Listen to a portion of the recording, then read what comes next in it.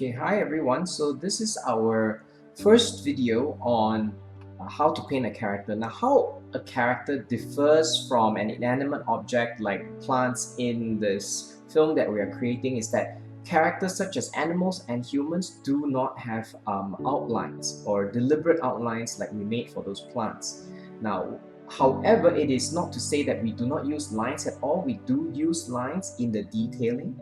And for today, what we're going to do is a very simple animal, which is a Pacific Swift, and it's simple because I'm going to just do the wings once and reflect it on the other side.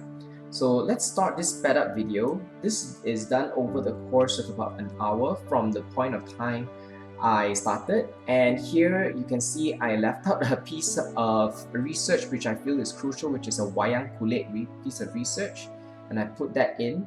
But I've actually looked at other animals as well in terms of the wayang kulit motif, so I kind of relatively know the style that needs to go into what you call our painting, or rather the kind of motifs that are common in a wayang kulit style.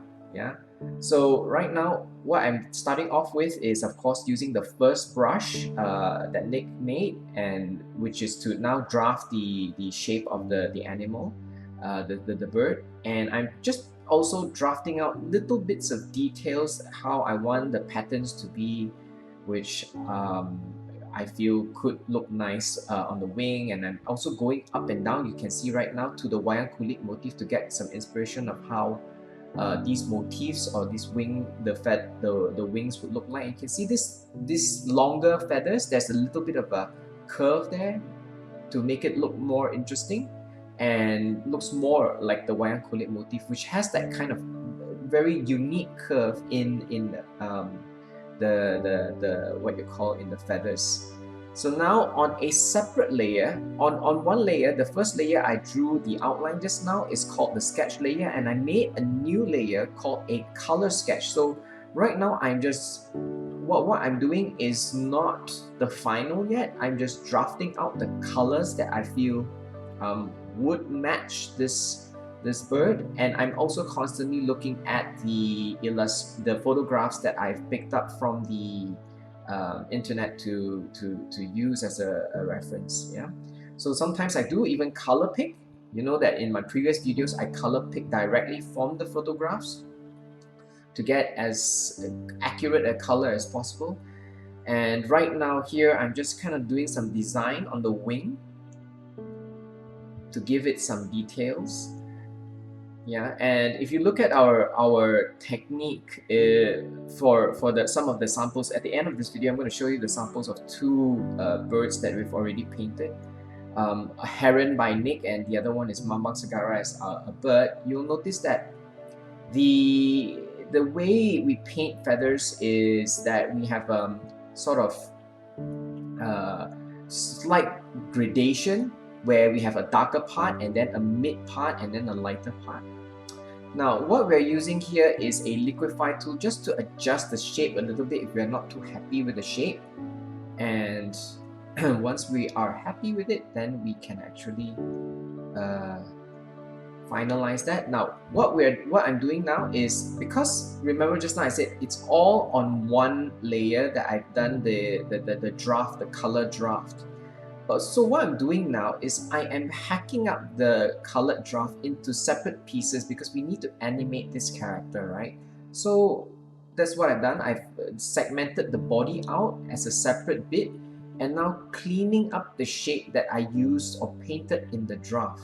And so I'm going around the eye and all that. I'm going to do for every single piece that I've cut out. I've cut out 2 pieces for the wing, and for the tail is a pretty simple one, so I only cut out 1 piece.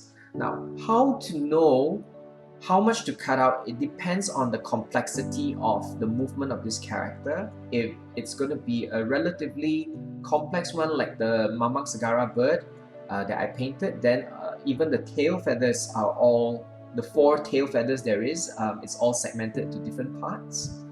There are some simpler ones, like for example if you were to paint a fish, maybe the whole fish could be 1 piece, or probably 1 fin would be a separate piece. Yeah, so we'll put them all on separate layers. However, I would have to note and kind of say here now that One bad thing that I'm doing right here is not naming my layers as I segment them. You should name them, if not it gets a bit complicated as you're painting. So one thing to note is we do draw our feathers individually, and I thought that for this one it's simple enough to draw for individually. However, if it's too large in area, then sometimes what we will do is do a templated texture and then tile it, so we don't actually have to draw all of them by hand. Yeah, for example, if you had a songcat pattern that you want to put on one of the characters, that would definitely be tiled and then replicated. Yeah, we will not draw all of the individual songcat motifs by hand. But because this bird is relatively small and drawing those few dozen scales on the body is something that's pretty fast, I wouldn't mind drawing it by hand. Alright, so you can see here throughout this whole process, I am just cleaning all these shapes up and using really only two brushes, which is the second brush in our collection and also the, I think the fourth one. Alright, the dotted lines in the dotted line, which is the third brush, is rarely used on the animal, usually mostly on the plants, right? So here I am going on the outer wing and cleaning up all the edges. Yeah.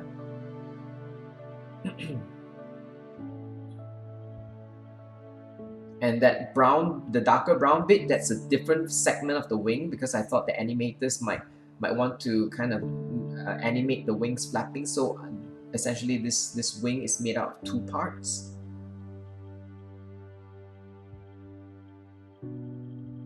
And you see, I like to use a HSB brush because in order to get this dark brown, all I do is color pick the lighter brown at the base color, and then I would just adjust the lever on the B segment, which is the brightness, and I can get the darker one.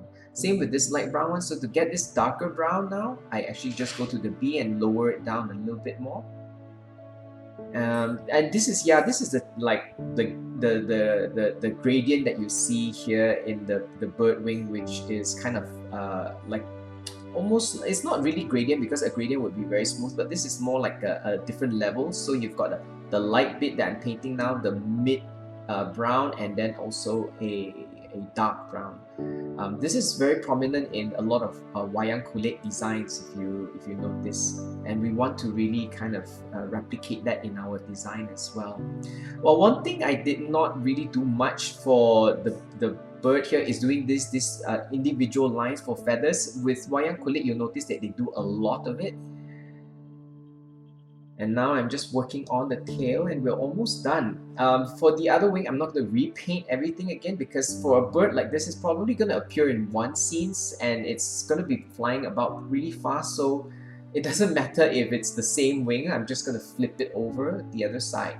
Okay. And sometimes just to add a bit of shadow, I use the fourth brush very lightly on a very light opacity to just give it some shadow, which I'm doing now. There you go. And final bit for the eye, I'm increasing the size of the eye so that it can move around. Yeah, there it is. So that's one segment of the wing, and I'm just flipping it over the other side, and then there you go, and we're done. Yeah, and adding some final details that I noticed in the photograph to the bird's head. And finally, just to check, which I should have done earlier, is just paint the background with a bit of blue to see how it looks like against the sky, and it looks pretty okay. So that concludes the painting of this swift. So what we will be doing is we'll also give you a file for the heron that Nick has done. So do look at the wonderful details that he has done for that bird, and actually use his heron as a reference to paint my bird, which is the Mambang Segara in the disguise of a bird. Alright, so hope this video helps you understand how we actually paint characters which has no outlines.